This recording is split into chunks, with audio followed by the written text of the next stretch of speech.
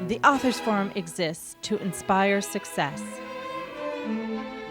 We will talk with authors and others in the publishing industry to bring you essentials and advice. Dr. Veronica Esagui is your host for Authors Forum. Welcome to the Authors Forum. I'm your host, Dr. Veronica Esagui, chiropractic physician in Westland, Oregon, and the author of the Scoliosis Self-Help Resource Book and Veronica's Diary sequels, The Journey of Innocence and Braving a New World. Today, in the Authors Forum, I have a very special guest, and her name is Linda Kuhlmann. She is a mystery writer and the author of Koenig's Wonder and The Red Boots. Linda, welcome to the Authors Forum. Thank you, Veronica. Would you share with everyone, the whole world, a little about yourself? Well, I grew up in Illinois. That's where I was born and raised. And Indiana was kind of a summer home. My mother's family had a farm there, so I spent some of my summers there. 30 years ago, I moved to Oregon and just been here ever since. What attracts you to Oregon? Oh, I've had friends who had been here and said it was so beautiful, so I just had to see. Okay, yeah. Good. So what motivates you to write and why fiction? Well, the job that paid the bills before I got into the fiction was I was a systems analyst for a judicial department. And I taught computer classes, software classes. And it was writing, but it was technical writing. And the fiction was always kind of something I wanted to do since I was young, and probably high school age. And it was my dream to someday see it in book form. Then I was working on Koenig's Wonder just haphazardly, not very seriously. And then my dad's health began to fail, and so that's when I got serious to finish this and get it published. It's a story that's basically loosely based on my dad's side of the family. So it's a nonfiction? It's fiction, but it has a bit of the history, mystery I found when I was doing the genealogy search on my dad's side of the family. And it was found the folklore of the family was that there were two brothers that came here, Kuhlmann brothers, because Kuhlmann is my maiden name. And two brothers came from Germany, and when they arrived in New York, they separated and never saw each other again. So that was kind of curiosity in my head kicking in, saying, why would these two brothers separate, and where did the other one go? So I still have not found the great Uncle George that would have been in our family. Herman would have been my great-grandfather. So I just decided to fictionalize the story and put them into two different World of Horses and a murder mystery in the process and that sort of thing. So. And with Koenig's Wonder, it has to do with horses, correct? It has, one brother is in the dressage world with the Lipizaners that come from the Spanish riding school, that lineage in the horse world. And then the other brother, his farm is in Indiana, which would have been on my mother's farm back when I was a kid. And the other brother was in thoroughbred racing. I put him into Louisville, Kentucky. It was a place I always loved to go, watch the horse races. So you grew up with horses? I grew up with most of the horses I grew up with, though, were the work horses on the farm. They weren't the beautiful ones I chose to write about. They were horses I would have loved to have had in my life, but didn't. But that's where the fiction kicks in. Some of the places, like the farm in Indiana, was my mother's side. The oil well actually did happen at their house when they were on the farm. So there were pieces of their history I was able to interweave in there, like when Dad was in the Philippines in the war and that sort of thing. So it was a way of getting my parents talking so that I could incorporate their story into it without it becoming a memoir. I didn't want to write that. It's not as exciting a story as the novel. So. Mm-hmm. So did you have to do much research? Oh, a lot. With the horse? Yeah. And great experts that helped me with the story. Mm-hmm.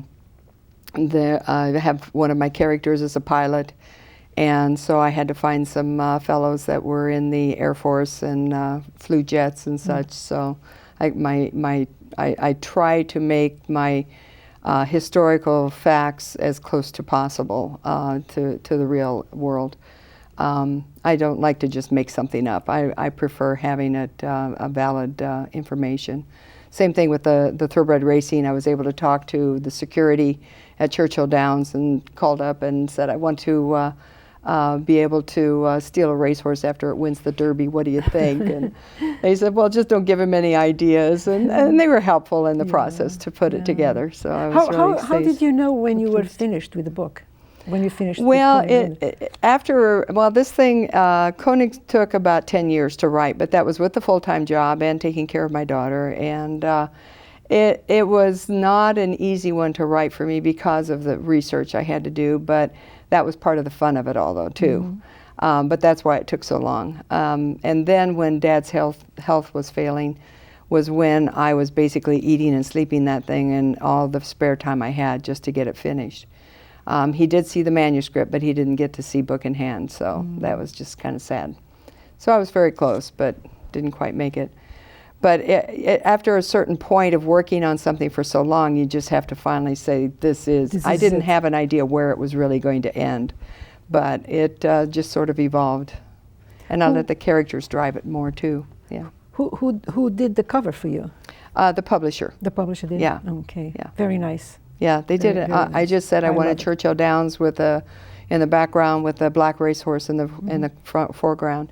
And they must have read the story because I didn't tell them that the horse had a white star on his forehead. So they found an image for that. So that really worked out well. Well, tell me about your latest book, The Red Boots. Why do you call it The Red Boots? Well, the red boots, the boots is they're a symbol that's a thread throughout the story. The young girl in the story was born in Oregon near Dufur, which is over by the Dalles on the Columbia Gorge. And when she was 8 years old, she was taken away by her mother back to Ireland. Her mother was Irish. And she hadn't seen her father for over 20 years. But her mother was a very controlling person. And so her piece of independence in her life was to always wear a pair of red cowboy boots, just sort of an irritant to her mother, but also the only thing she could really get away with on a regular basis kind of thing. And so that's why the title and the symbol that runs through that. She's struggling to find her independence, to become her own personality, and has had a tough time with that, with her family split like they were. Did you, when you wrote The Red Boots and also Koenig's Wonder, I was wondering if you used the same method. Did you have the story in your mind, or did the characters kept growing as you went along writing? Both. I started out with the story, thought the spark, I call it, to begin with, and was able to then be able to let the characters evolve. I created character sketches so I would know their backstories. I always do that on all my characters, because otherwise, you don't know these people, and they are people to me. But then I don't know exactly where the story's going to go, where it's going to end, but I like to write what I call the first rough draft of the reason I'm writing this story, so I never lose track of that. And then I'll go back and either outline so I can see what I need and what scenes are missing and characters are missing for too long and that sort of thing, kind of follow that plot theme and such. That's so very interesting. It's not methodical about it at all. In fact, the newest novel I'm working on, I started with outline, but there's a reason for that. There's a reason. Yeah, there's a reason for that. But okay, but the Red Boots actually started as a screenplay, because I was writing after Koenig's Wonder was published. I was taking the screenwriting class that's Cynthia Whitcomb's. She's the president of Willamette Writers. And it was the classes at PSU. And I was able to, when I was traveling back to my parents for a timeline where they were getting ready to move out of their house that they had lived in and built over 40 years ago. And so that was going to be a change for them to go to a senior high-rise apartment from this big, long ranch house and such. So a big transition going for them. And I stopped in the Dalles on the way back there, and my friend Cindy always takes me back to Dover whenever I visit. I have to go. And the spark just hit me when I was there. I mean, it's got this beautiful Mount Hood backdrop, and it's just a small little community there, but it's just gorgeous. It's just beautiful. So that's where the spark came from. Were any of the characters in Red Boots inspired by someone you know? Oh, all of them are. All of them are. Oh, yeah. This is what All of everybody them are. tells me. Fiction books are fiction books, but sometimes the characters are very much non-fictional. I always tell people, be careful what you say, and you know, I'll ask them. I say, you know, if they say some great line, I says, "Can I use that?" And or you know, their characteristics or mannerisms may show up in stories because I use that a lot. That's where we get our work anyway. From people around us. What was the reason why with Red Boots you went back to Dublin, Ireland? Well, I think the reason the Irish kicked in was I was listening to a Celine Dion CD as I was driving back. And once the story idea kicked in, I was dictating ideas and story thoughts and plots and such, character development in a tape recorder while I was driving back. And listening to the Celine, there was just this one or two songs on that CD that had that lilt of the music from Ireland, and I guess that's where it came from. I don't know.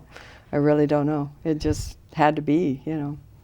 But then one of my characters is a Irish Nez Perce, and he has that mixed ancestry. So his mother was Nez Perce Indian, and his father was an Irishman.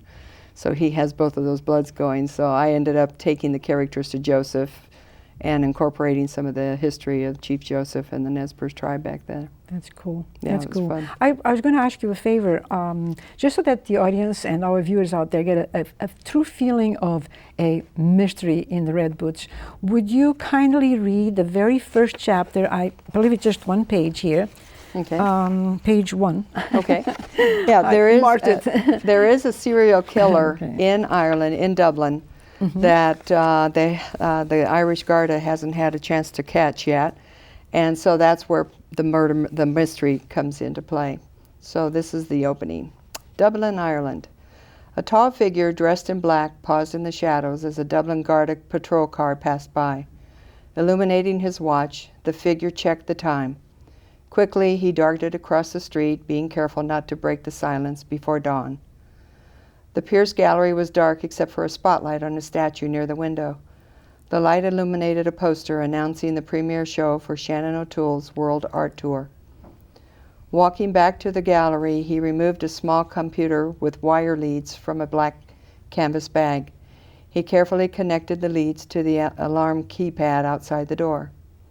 After disabling the system, he used a 3-inch blade to enter through the metal door. In the faint light coming from the next room, he could see the bins of surplus art and statues. Walking around a large desk in the center of the room, he went through the doorway to the front of the building. On a pedestal to his right stood the small bronze statue of a nude woman, gleaming under the single light overhead. The body was athletic and elegant. Her long hair flowed out around her, as if blown by an unheard wind.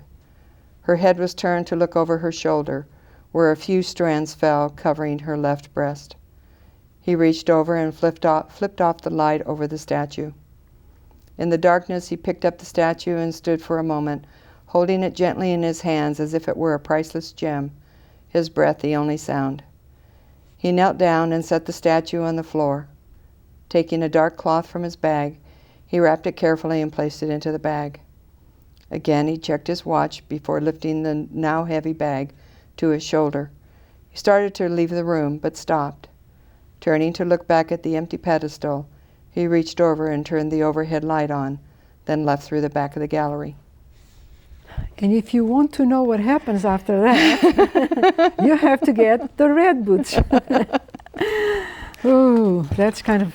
Well, and right where the serial killer stuff comes from, I don't know. In fact, he was one character I did not want to get in his head.